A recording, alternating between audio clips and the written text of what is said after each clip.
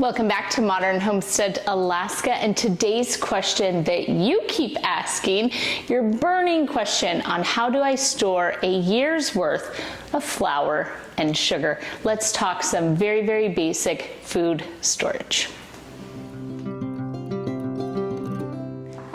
In my kitchen, I have been asked, what do you keep in those jars? We are in the baking section of the actual working kitchen, my everyday kitchen, and I keep flour and sugar in these two big jars. I got one at Walmart and one at like Home Goods or something like that, and it just so happens to hold one bag of organic sugar from Costco, and so it is just kind of the perfect container for how I operate.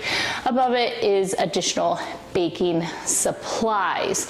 So when you ask the question of how do I store a year's worth of flour and sugar, I really started to ponder that because I just assumed that the question meant long-term emergency 30-year type of storage. Mylar bags, buckets, what is my solution? How do I do that? And I wanted to address actually two thought processes on long-term or year-long storage. There is a lot of things, believe it or not, in your pantry right now that you store for a year or more. I would take a stab in the dark and say most of you have had something like, up here I have cornstarch right in the front. I bet you've had cornstarch in your house for about a year. How about dry coconut or some sort of ingredient like that? What about salt? How many of you have had salt in your pantry or your house for a year?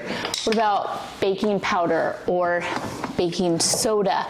I'm just starting to go through cocoa powder, all of these different things. How do you store these things? So I decided I would actually answer this question kind of twofold. How do I store a year? As if it was 2022, say October of 2022 to today, October of 2023, how did I store these things over the last year?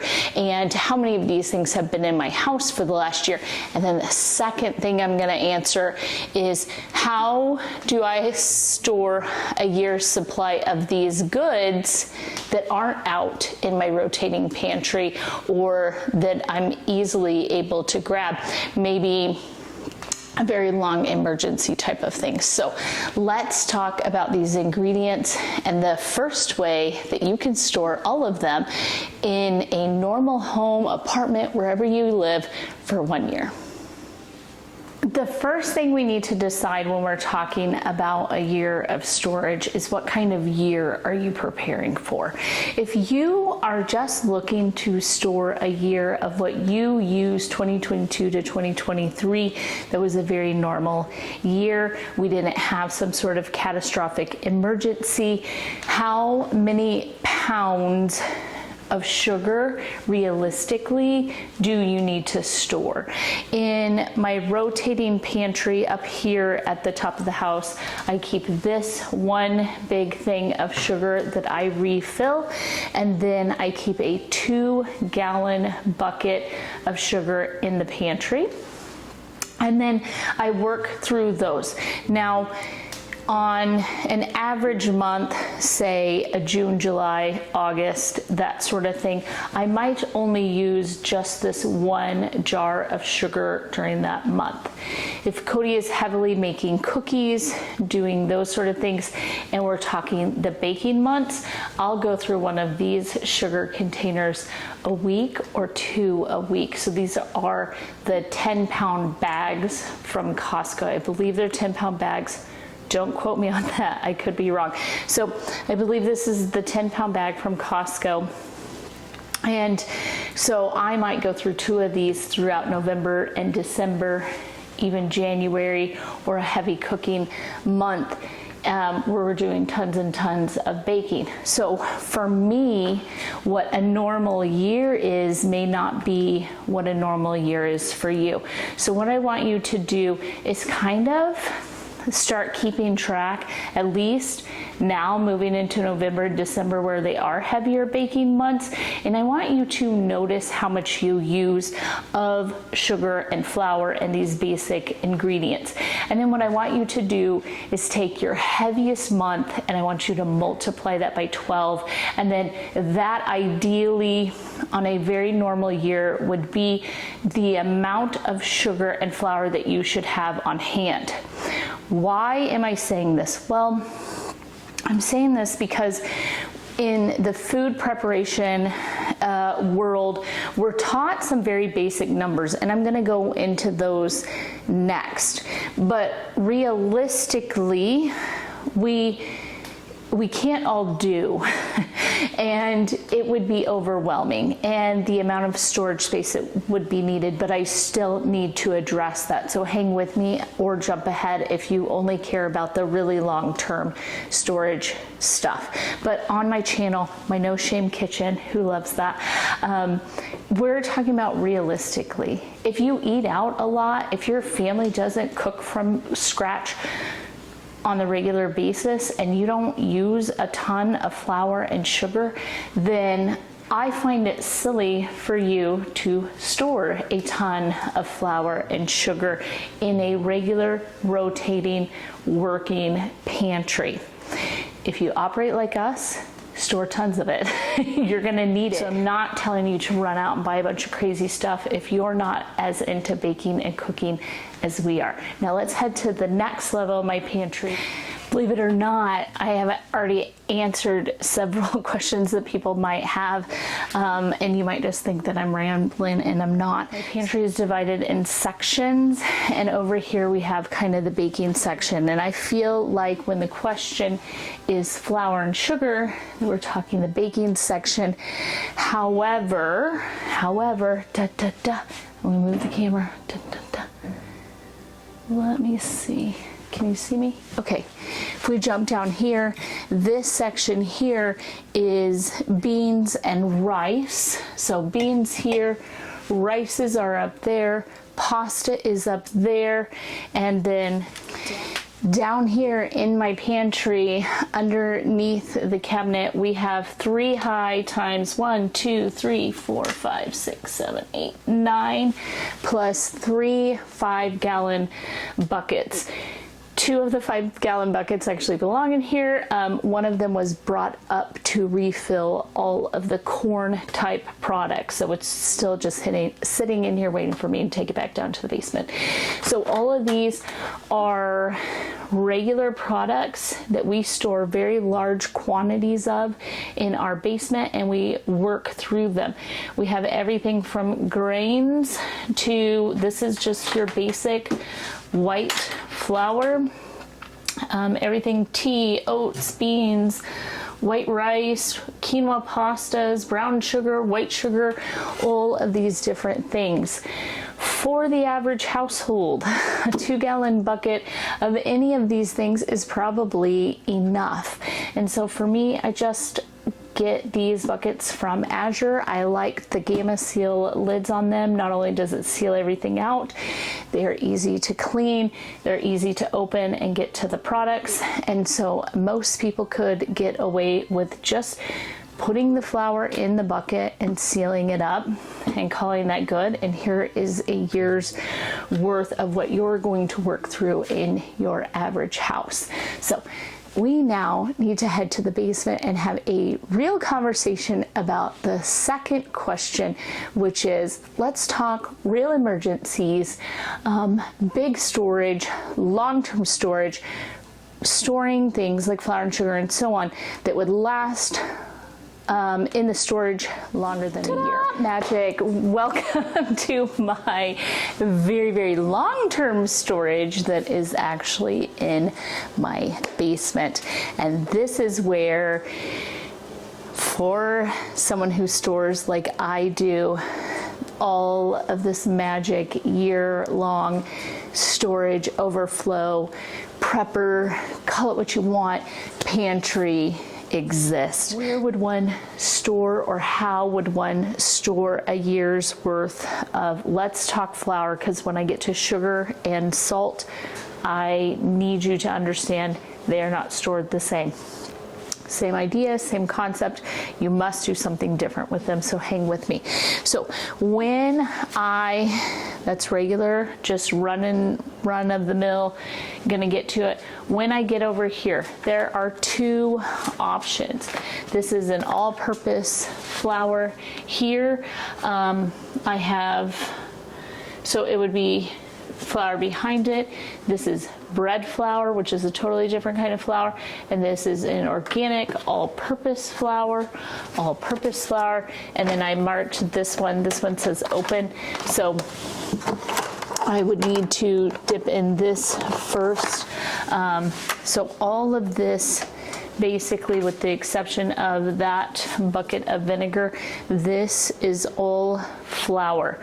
So the way that I store it is either with the Gamma Seal lids on the buckets, or I have, let me grab them. I have 5-gallon Mylar bags. Now, you have never seen me actually use this on the channel, and I actually should probably use it once for you on the channel. What I do with this is two things. You could dump a whole thing of grain in here, and then according to the size, put the oxygen absorbers in this 5-gallon bag and then seal it up with, like you would normally. These obviously do not go into, I'm looking at it, you can't see it. I have a chamber vac that seals my Mylar bags normally. This wouldn't go in there. Now, my mom and I had a debate recently, and I do think that a good way of storing some of these things would be, and I'm gonna try it and I'll let you know, and I'm gonna actually do it with these grains, would be to put these grains in here, do all the process I said, and then put these in like the black and yellow totes that I have. But currently what I'm doing is I take this 5-gallon Mylar bag and I smash it around the best that I can in a 5-gallon food grade bucket. I'm gonna break us out another sample here. Here we go.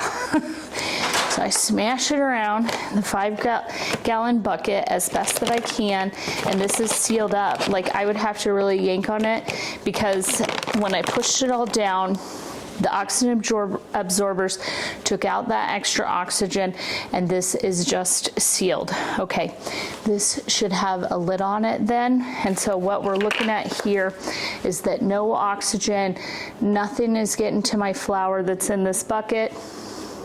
And then I have the Mylar bag in here, and then this is super easy for me personally to haul around, is I can grab a 5-gallon bucket. Now, as far as flour and sugars, the reason I'm keeping these a little bit separate and the way that I'm talking about this here with you today is because I do the beans and rice differently, and I'll touch on that at the very end just for fun sakes to give you some answers. But big bulky things that I would open and use an entire 5-gallon bucket of before it goes bad. So we're gonna pretend that we put this in here at the peak of freshness. We sealed up that flour as best we could. We got the oxygen absorbers and we put it in here. So we're hoping to protect from rodents and bugs and all those different things. And then the biggest recommendation is with flour, maybe put a couple of bay leaves on the top. The bay leaves don't soak into the flour. You can't taste them, but they are a good bug deterrent, and flour is going to be one of your more risky things. Flour, already ground flour, is also going to have the shortest shelf life of the things, aside from like oil and so on, that we are storing. So the real answer is to get some sort of grain grinder and store the whole grain. Not only can this bag of, like, this is an einkorn, the einkorn is going to go and just expand. So it's not ground. So we're going to get like a 30-year shelf life off of the grains, storing them the way that I've just talked about and not pre-grinding them. But they say that's not the case for flour. However, there's contradicting reports, if you will, out there. So you need to figure out how long you want to store the flour for and what you believe the shelf life for that flour is. So I am not going to be responsible for telling anyone because I'm not the scientist. I'm just telling you how I do it and then how it's recommended that you can store these things. So instead of storing all flour, so what actually needs to happen in my house, the way that this flour is stored, is when I'm done with all of this organic all-purpose flour here, I need to actually start using these, and then as I use one fully, I need to refill that and get it back on the shelf. So then I would have a year of flour that is being rotated through, and I'm not really worried about that 20 and 30 year shelf life because I have so many grains I have taken the time to store up.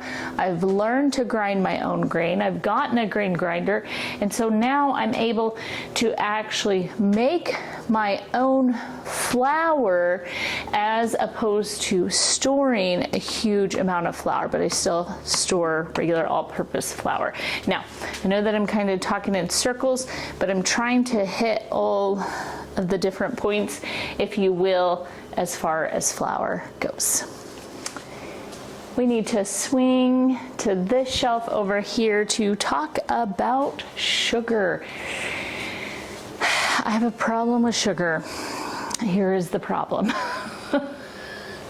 I don't have a year's worth of sugar.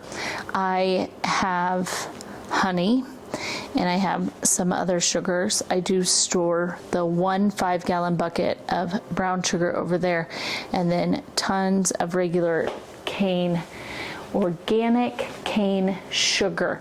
Now, I recently learned, and maybe I wasn't crazy the whole time, you are not getting sugar in the United States anymore if it doesn't say organic cane sugar. So you are getting, I think it's beets. It could be a beet root of some sort. I'm not 100% sure what it is, but I know like the CNH and these other sugars are supposedly no longer actually sugar here in the United States. So sugar is super simple to store and takes so much less effort than the flour. What do you not do with sugar and salt? Why do I keep it? I keep it separate so that even in my mind there isn't a slip up. You never, ever, ever, ever, ever, never, ever, ever use oxygen absorbers in the storage of your sugar and your salts. So what would happen is they would turn into blocks. So you would have a block of sugar, which you can chip apart and grind back down, I guess, if you wanted. How fun does that sound in an emergency? Not very much to me. And so I just store them like I do the upstairs stuff. And then if I were able, or when I, let's speak positively over our own lives, right? When I'm able to store and stock a year's worth of sugar, what I will do is have them, same process, Mylar bag, 5-gallon bucket. I'll get all the sugar in there and I will just seal the Mylar. I will not remove the oxygen. So you don't have a high likelihood of growing things in sugar and salt, especially. That isn't that it's not impossible or can't happen, but sugar is just super simple to store. Again, with the brown sugar, I only store that one little bit. What I do is I leave it in the bag, the store-bought bag. I stick the store-bought bags down into, so I do just leave them in the bags that they came in. And you and I bought this together a long time ago, and it says use by 6/26/24. So it has a long expiration first of all, because I bought this before July of 2023. So it had over a year to begin with. It's an organic brown sugar from Costco. And then this will hold, I think, 3 or 4 bags. And then this is how I store it, is in here. And it literally stores over a year just this way.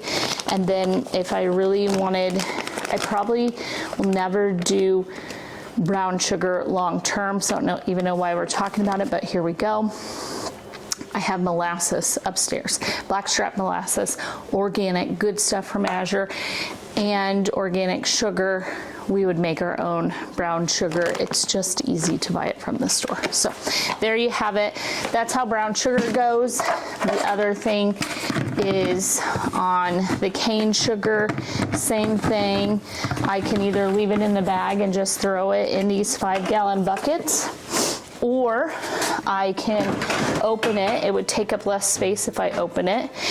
However, what I have done with some other sugars, sucanat. This is a very, very expensive sugar, and I think it's fantastic. And to be quite honest, this is probably like a great thing for your garden. This would feed microbes real well. It's a completely organic. So you see, I just vacuum sealed this, and there's a little air because I just told it to seal, and it moves around.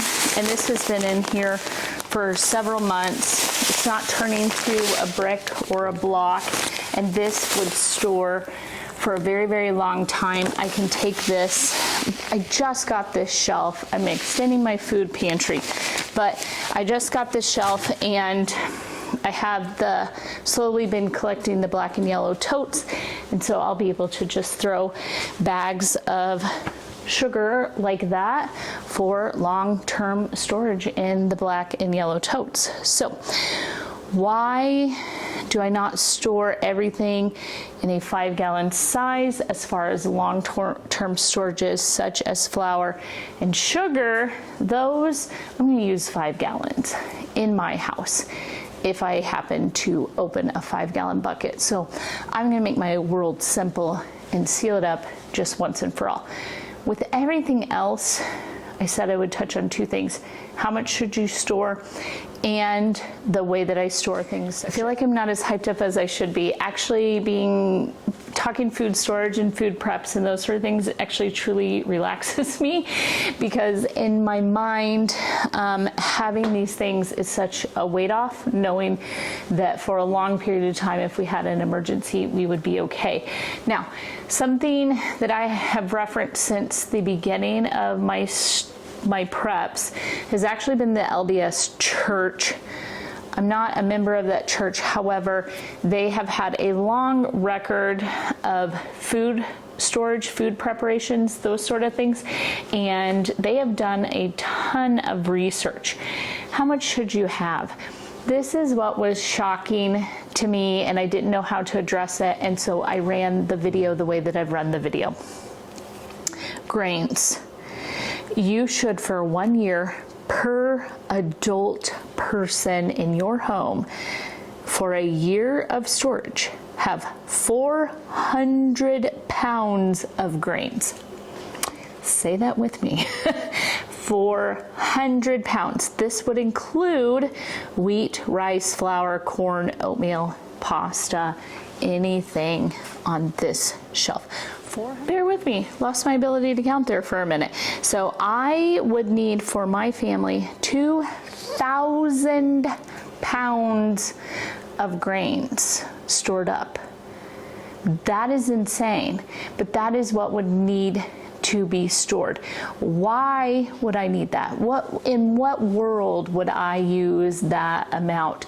Well, in the event things did collapse and you can't go to the grocery store, in the event things were shut down, all of the craziness that they talk about would happen, those electrical storms, all of those prepper madness they talk about, they say you need 400 pounds of grains per person. So how would you then store 400 pounds of grains? You would do it this way, in the Mylar, and then in the buckets, and then on shelves, preferably off of the concrete if you can do that. Pellets work great, any of those things, but they need to be stored away, like I said. Legumes, these include dry beans, split peas, so on. 60 pounds per person. There's 5 people in our house, 60 times 5. That is an insane amount of beans and peas. Powdered milk, 16 pounds of powdered milk per person is what they call for. Cooking oil is 10 quarts. Cooking oil, I'd like to address at some time. I do have some oil over here, some olive oil and canola oil and those sort of things. That is not a long storage item. I don't know how you store 10 quarts if you're not cooking at home every single day and actually using the 10 quarts per person per year. How do you, I mean, that's just something I'm gonna have to come up with, guys, because I mean, think about it. They have short expirations on them depending on what the oil is. And if you're not using that, the cost of oil is so extreme. You know, that's where I weigh and balance things in my own house and encourage you to do the same. I store oil just enough to get us through for where we're at and what we're doing, because I don't want to waste it, and because it isn't something that has like a 30-year shelf life. Okay, sugar and honey, 60 pounds per person. We addressed sugar and honey here today. Honey has no expiration. How is honey stored? I don't know if you can see it in this video. There is a 5-gallon bucket of honey there. I have glass jars of honey upstairs.